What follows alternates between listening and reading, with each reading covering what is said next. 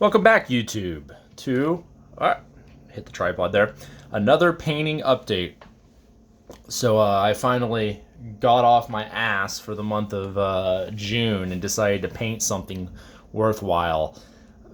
April and May were just awful months. Did zero painting, zero production, nada, nil.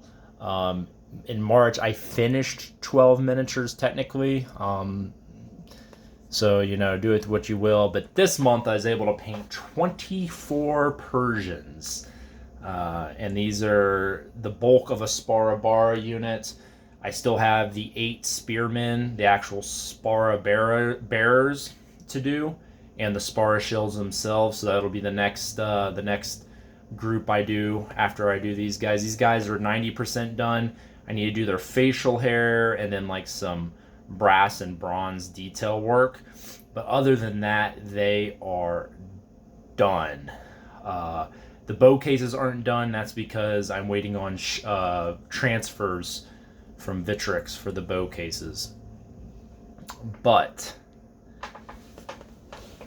so we got 21 archers, a 3-man command group. These are Vitrix plastics. These are their unarmored archers.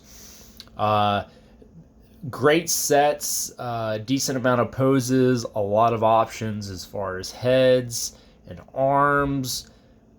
They come with Spara shields and the shield stands. They also come with some nifty arrows, some loose arrows, and some arrows in the ground. So you can, make some little dioramas, have some arrows sticking in some shields, have some arrows in the ground, stuff like that. So that's pretty cool. After painting now a full box set of these and doing, the 40 or 60 box set of War Games Atlantic, yeah, that's not even comparable. The quality of the miniature is okay, but these are just way better. You just get way more options. Like the fact that the fact that the Spara shield comes with the actual stake for it is like huge, because I had to essentially have my Spara guys from the War Games Atlantic set holding the shield with one arm, and so I couldn't use the double.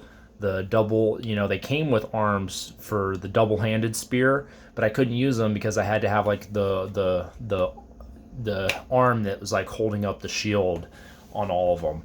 I'm doing 32-man units for the Spara bars. I want them to be just a little bit bigger than I want them to look and feel a little bit bigger than the hoplite units, because the Spara bar units were actually significantly bigger. But I'm not going to do like some crazy 48 size unit. That's just too much work. So I felt 32 was good because I do my hoplite units in units of 24. So I felt 32 would give it that bigger look, and plus the basing's a little bit bigger because I got to give more room for the miniatures, with that big ass Spara shield.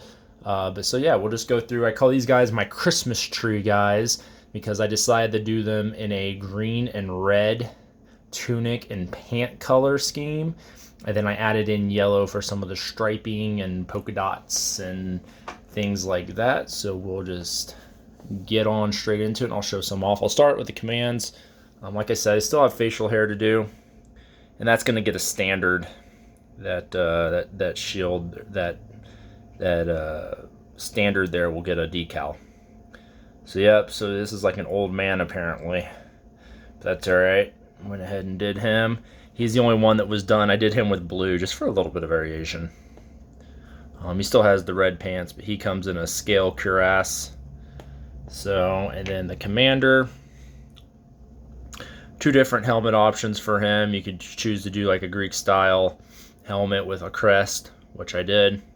He also came with a scale, and these guys are going to be a little shiny. They don't have the matte varnish on them yet, but I decided to do his coat.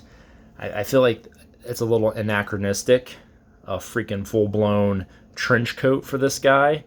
I don't know if that's historically accurate, but that's what's on the miniature, and so that's what I painted up. I didn't have an option to remove it.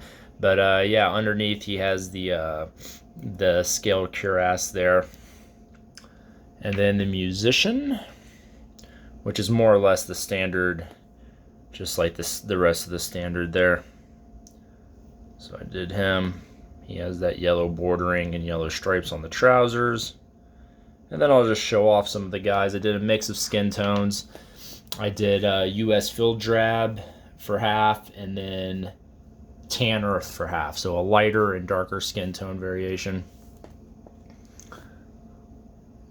You can see here, half of them, some of them have axes. This guy has polka dots. Pretty cool.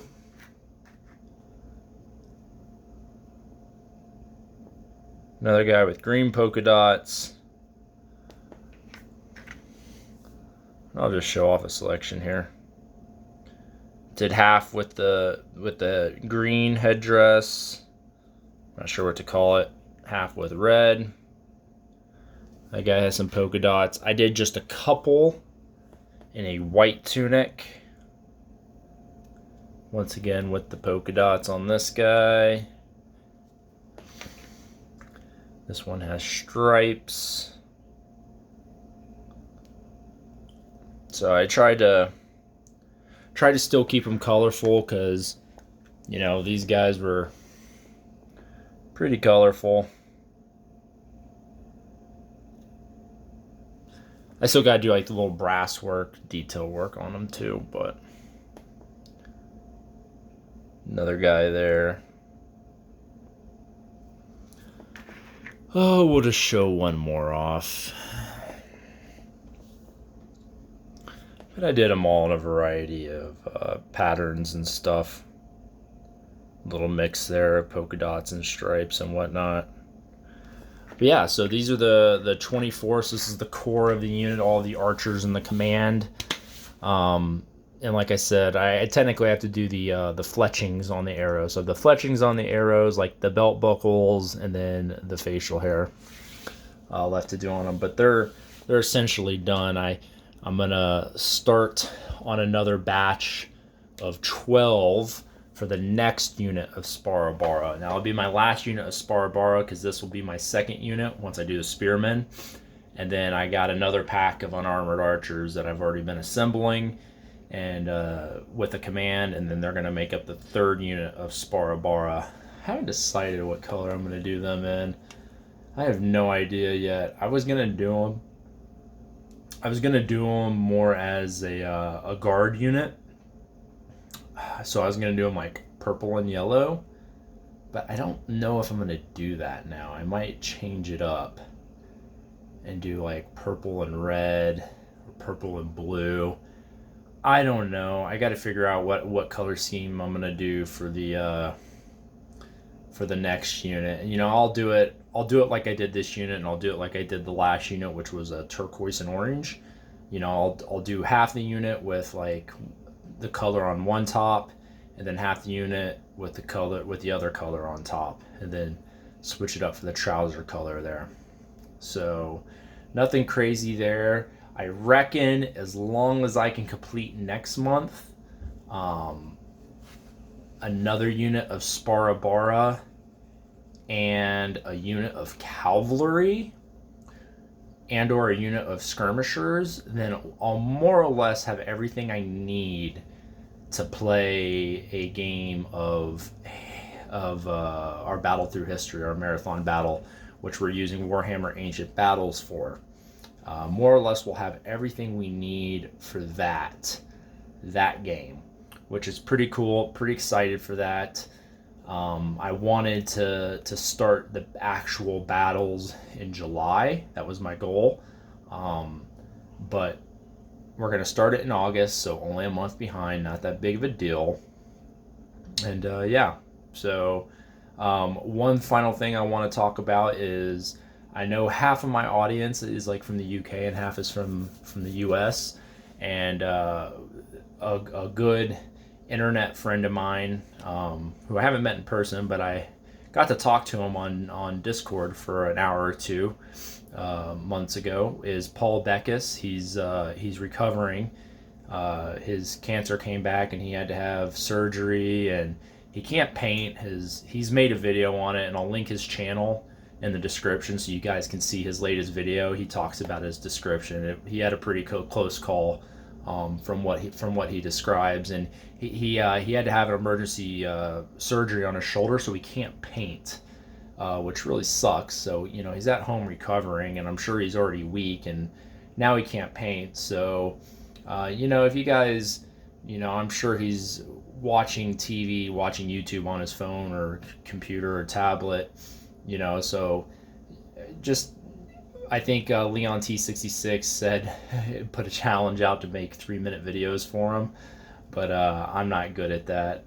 I'm decent at staying under 10 minutes sometimes, but 3 minutes is just no way.